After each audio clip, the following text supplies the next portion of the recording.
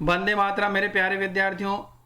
ये वीडियो जो आप देख रहे हैं ये BCom BSc BBA BCA second year के विद्यार्थियों के लिए भोपाल बरकतुल्लाह विश्वविद्यालय के अंतर्गत सभी रेगुलर और प्राइवेट विद्यार्थियों के लिए और साथ ही साथ गवर्नमेंट और प्राइवेट कॉलेजेस के विद्यार्थियों के लिए है। जैसा कि मैं आपको पहले ही बता चुका हूँ, हर वीडियो में बताता हूँ कि अलग अलग विश्वविद्यालयों के क्वेश्चंस रिपीट होते हैं। ये जो पेपर है ये इसी साल 2023 का है।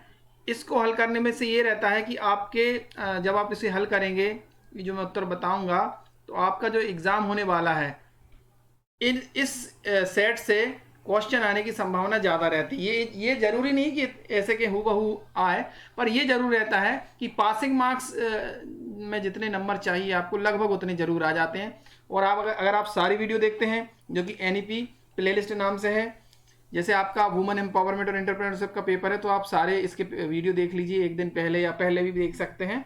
हिंदी पे चूँकि मैं हिंदी का शिक्षक हूँ, तो हिंदी पे मैंने डिटेल वीडियो बना रखे हैं फाउंडेशन हिंदी के लिए।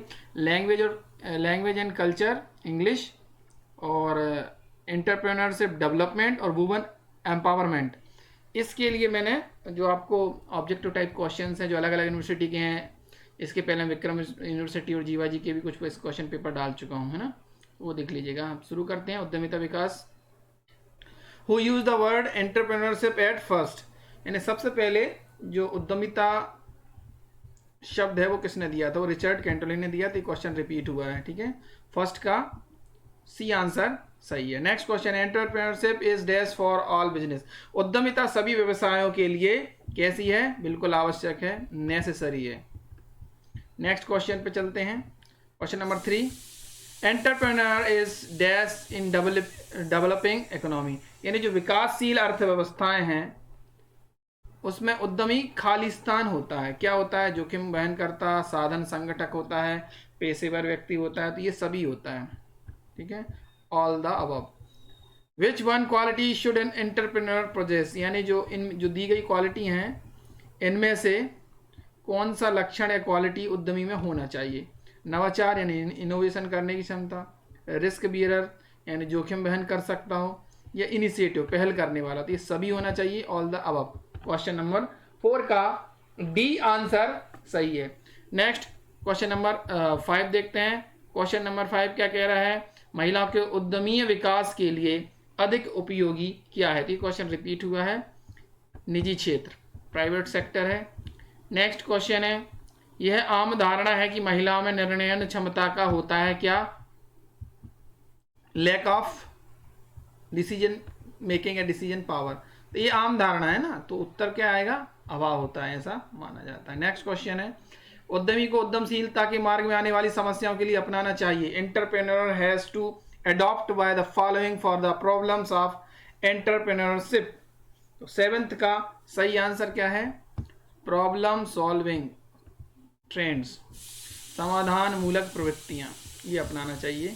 नेक्स्ट, सर्वश्रेष्ठ विकल्पों का चयन आकस्मिक व्यवस्था का हल ढूंढने में होती हैं हेल्पफुल, मददगार होती हैं। 8 का ए फर्स्ट वाला आंसर सही है। नेक्स्ट क्वेश्चन है, उद्यम शक्ति पाने की इच्छा से उद्यमिता की ओर आकर्षित हुए। इसका मुझे रेफरेंस नहीं मिला है, आप लोग को अगर मिल जाए तो क्वेश्चन नंबर 9 का आप लोग कमेंट में आंसर दीजिए विथ रेफरेंस। नेक्स्ट क्वेश्चन, उद्यमिता विकास का प्रमुख बाधक तत्व कौन सा है? मेन हर्डल कौन है? पूंजी की समस्या है, नियोजन की समस्या है, दोषपूर्ण प्रबंधन है, तो ये सभी है ना, ये सभी है। Dash include in the scope of entrepreneurs, उद्यमिता के क्षेत्र में क्या शामिल है? उद्यमिता के क्षेत्र में क्या शामिल है? व्यापारिक उद्यमिता, नवप्रवर्तनकारी उद्यमिता, या सर्विस एंटरप्रेन्योर, सभी। डी आंसर इसका आएगा, all the above. Next question पर चलते हैं। क्वेश्चन नंबर 12 क्या कह रहा है? Exponent of the innovation theory of entrepreneurship is, यानी उद्यमिता की जो नवाचार की विचारधारा है इसके प्रतिपादक कौन है? तो इसके प्रतिपादक जो हैं वो है जोसेफ शुम्पीटर। जोसेफ शुम्पीटर ने 1934 में ये विचार प्रतिपादित किया था। नेक्स्ट क्वेश्चन है, व्यावसायिक विचारों के स्रोत कौन कौन से हैं? Present, entrepreneur, customer, distribution channel या ऑल द अबव। तो व्यावसायिक विचार कहीं से भी आ सकता है, ठीक है। तो ये ऑल द अबव आना चाहिए। 13 का आपका डी वाला ऑप्शन सही है। अगला प्रश्न देखते हैं। परियोजना प्रतिवेदन सारांश है। Project report is a summary of तथ्यों का विश्लेषण, सूचनाओं का विश्लेषण का, तो ये आएगा सभी, all the above. Fact, information and analysis, ये तीनों की समरी है, ठीक है। क्वेश्चन नंबर 14 का जो है तीनों ऑल द अबव आएगा। प्रोजेक्ट इज प्रिपेयर्ड, यानी परियोजना तैयार की जाती है। ये क्वेश्चन रिपीट हुआ है, मैंने सैंपल पेपर में बनाया है। इन सभी के द्वारा जो है परियोजना यानी प्रोजेक्ट बनाया जाता है बाय ऑल दीज। 15 का डी। नेक्स्ट क्वेश्चन है, इन प्रोजेक्ट आइडेंटिफिकेशन इज नीडेड, परियोजना पहचान में क्या आवश्यक है। तो परियोजना की पहचान में अनुभव एवं मस्तिष्क का उपयोग दोनों होता है। ए और बी दोनों सही है। व्यवसायिक क्षेत्र विस्तार करने के लिए बनाई गई परियोजना क्या कहलाती है। A project prepared for the expansion of business called expansion project, यानी विस्तार परियोजना। नेक्स्ट क्वेश्चन नंबर कौन सा है, 18 आते हैं। 18 देखते हैं। Selection of the best project from various project, तो विभिन्न परियोजनाओं में से सर्वश्रेष्ठ परियोजना का चयन कैसे करेंगे, डिटेल्ड प्रोजेक्ट रिपोर्ट से, डीपीआर। नेक्स्ट क्वेश्चन नंबर 19 देखते हैं। Skilled operation of business is the project of, व्यवसाय का कुशलता पूर्वक संचालन उद्देश्य है किसका, कर्मचारी प्रबंधन, एम्प्लॉय मैनेजमेंट। अगला प्रश्न है, परियोजना प्रतिवेदन का प्रमुख उद्देश्य क्या है। Evaluating investment opportunities for registration and approval basis of financial aid. तो क्वेश्चन नंबर जो 20 है उसका राइट आंसर है फर्स्ट वाला, विनियोग अवसरों का मूल्यांकन करना इसका प्रमुख उद्देश्य है। Next, main element of detailed project report, यानी विस्तृत परियोजना के मूल तत्व कौन से हैं। प्रस्तावित उत्पाद या अनुमानित स्थायी लागत, एस्टिमेटेड टेम्पररी एक्सपेंस। अगर आपको लग रहा है वीडियो क्वालिटी ख़राब है तो थोड़ा हाई क्वालिटी में देखिएगा, वैसे इसकी अभी वीडियो क्वालिटी सही है। आप भी हमें आपके क्वेश्चन पेपर भेज सकते हैं, जो मेरा व्हाट्सअप नंबर है वो डिस्क्रिप्शन में दिया हुआ है। तो क्वेश्चन नंबर जो 21 है उसका आंसर है ए और बी दोनों। अगला प्रश्न है, district industries centre is an institution, यानी जिला उद्योग केंद्र कौन सी संस्था है। ये रिपीट हुआ है, ये गवर्नमेंट ऑर्गेनाइजेशन है ना, सेंट्रल गवर्नमेंट से चलती है, हर जिले में होता है एक जिला उद्योग केंद्र। नेक्स्ट, राष्ट्रीय लघु उद्योग विस्तार प्रशिक्षण संस्थान किस सन में स्थापित हुआ। तो 23 क्या कह रहा है, ये हुआ है national institute of small industries 1960 में स्थापित हुआ था। National institute of small industries extension training इस, राष्ट्रीय लघु उद्योग विस्तार प्रशिक्षण संस्थान कहाँ पर स्थित है। तो यह स्थित है नई दिल्ली में, ये आंसर इसका सही है। अगला प्रश्न है, जिला उद्योग केंद्र की स्थापना किस सन में की गई थी। तो जिला उद्योग यानी डीआईसी की स्थापना 1978 में हुई थी, ठीक है। डीआईसी बोलते हैं इसे शॉर्टकट में, डीआईसी यानी district industry centre. Next question है, district industry centre is a dash level of institution, जिला उद्योग केंद्र एक किस खालिस्तान स्तरीय संस्था है। जिला स्तर पे होती है ना, डिस्ट्रिक्ट लेवल पे होती है, तो ये जिला स्तरीय इसका सही विकल्प होगा। अगला प्रश्न देखते हैं। अगला प्रश्न देखने से मैं आपको बता दूं, ये वीडियो अगर आप तक पहुंचे तो आप जिनका एग्जाम होने वाला है उन तक पहुंचाइए। आपका एग्जाम होने वाला है, आपको ऑल द बेस्ट। जिस तरह आपको मदद मिल रही है, मेरा उद्देश्य केवल है कि आप तक सही इन्फॉर्मेशन पहुंचाना और आपका जो है स्मार्टली आपको थोड़ी सी अध्ययन करने के लिए कम समय में ज़्यादा सामग्री आप ले सकें।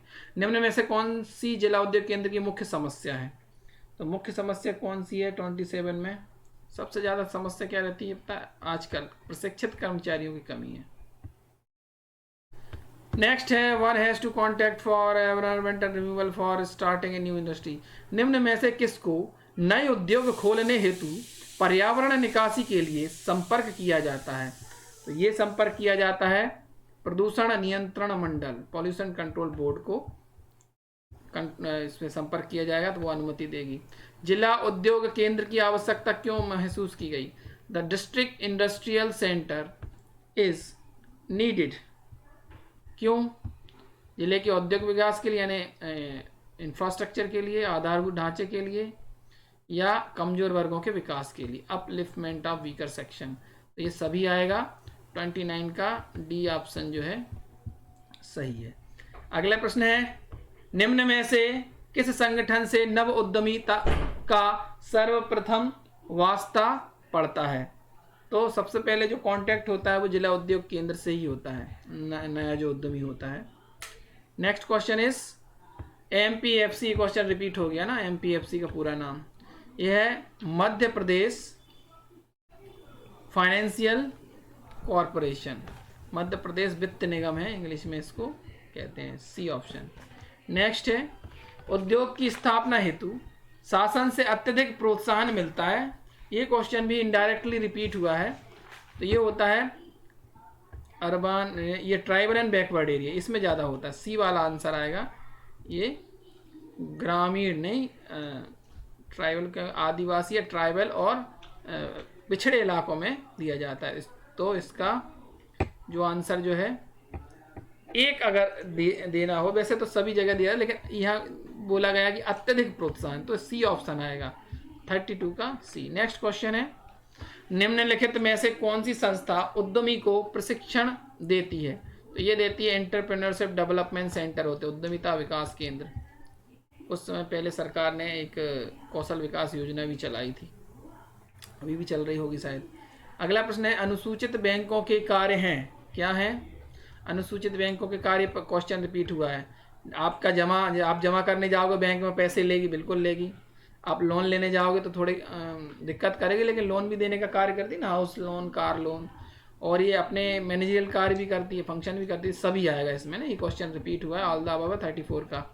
अगला प्रश्न देखते हैं, क्वेश्चन नंबर 35 है लघु उद्योग विकास संस्थान जिसे सीडो कहा जाता है उसकी स्थापना कब हुई थी? तो ये हुई थी 1954 में, ठीक है, याद रखिए। सिड भी नहीं है, सीडो अलग है, सिड भी अलग है। नेक्स्ट क्वेश्चन मध्य प्रदेश खादी तथा ग्रामोद्योग बोर्ड की स्थापना कब हुई थी? ये हुई थी 1956 में। नेक्स्ट क्वेश्चन है when did the PMRY come into force? तो प्रधानमंत्री रोजगार योजना जो 15 अगस्त 1993 यानी 15 अगस्त 1993 में लागू हुई थी। ब्याज अनुदान की पात्रता निम्न में से कौन से उद्योग की है?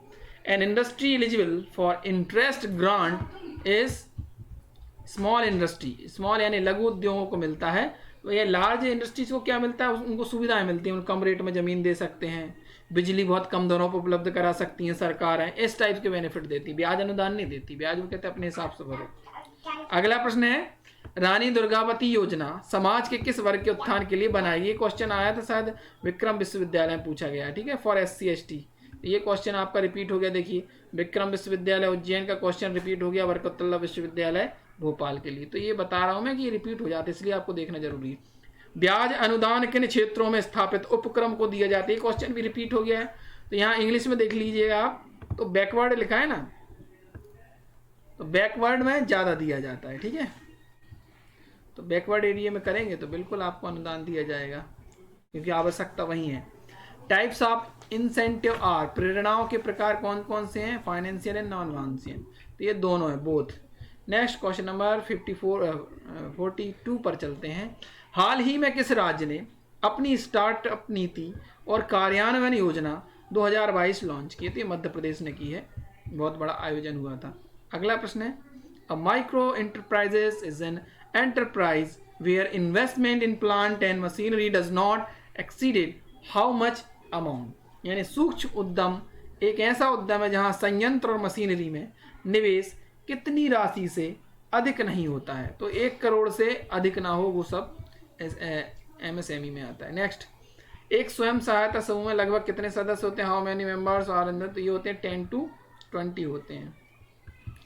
मध्य प्रदेश में जो स्कूलों में भोजन मिलता है मिड डे मील, वो स्वयं सहायता समूह ही महिलाएं ही बनाती हैं। स्वयं सहायता समूह एक छोटा समूह है किसका, गरीब लोगों का। नहीं तो ये वाला ऑप्शन आएगा, ए वाला इसमें, ठीक है। नेक्स्ट, व्यापार इंक्यूबेटरों के बारे में कौन सा कथन सच है। साझा कार्यालय स्थान, प्रबंधन सहायता सेवाएं, प्रबंधन सलाह प्रदान करना, सभी करते हैं। इनक्यूब सेंटर, ये भी अगली बार पूछा जा सकता है, मध्य प्रदेश में कहाँ कहाँ इनक्यूबेटर सेंटर बने हुए हैं। इसमें थोड़ा सा कुछ गलत लिखा है, इनक्यूबेटर्स है ना, ये सही है। इनक्यूबेटर सेंटर मध्य प्रदेश में कहाँ कहाँ है, आप लोग आगे वाली एग्जाम के लिए तैयार कर लीजिएगा। परियोजना प्रतिवेदन का निम्न में से किसका सारांश है, तो ये देखिए, ये तो सभी का है, क्योंकि क्वेश्चन अब सबसे पहले भी पूछा गया है ना। तो इनमें से कोई नहीं होना चाहिए, सभी आना चाहिए यहाँ पर, ठीक है। फिर भी अगर एक लगाना होता है, अगर आपको एक लगाना पड़े तो बी आना चाहिए। वैसे क्वेश्चन में ये ऑल द अबव होना चाहिए, ठीक है। नेक्स्ट क्वेश्चन है, निम्न में से कौन सी योजना का संबंध केवल महिला उद्यमिता से है, तो ये स्वयं सिद्धा स्वरोजगार योजना केवल महिलाओं के लिए है। नेक्स्ट क्वेश्चन चलते हैं, अगले अंतिम कुछ प्रश्न है। Development for women entrepreneur of much useful, ये क्वेश्चन भी रिपीट हो गया इसी प्रश्न पत्र में। ये निजी क्षेत्र है, प्राइवेट सेक्टर। अंतिम प्रश्न है, अंतिम प्रश्न हल करने से मैं पहले आपको बता देता हूँ, अगर आपकी कोई भी क्वेरी हो, सवाल हो, तो आप उसे कमेंट बॉक्स में दीजिएगा। समय मिलने पर यथा समय आपका यथोचित उत्तर दिया जाएगा। Aspect of project evaluation is not, 50 में अंतिम प्रश्न है, परियोजना मूल्यांकन के पहलू नहीं है, तकनीकी, मानसिक, वित्तीय या सामाजिक। तो इसमें मेंटल नहीं है, ठीक है, टेक्निकल भी है, फाइनेंशियल भी, सोशल भी। तो यहाँ पर 50 प्रश्न पूरे होते हैं। Thank you for watching, all the best.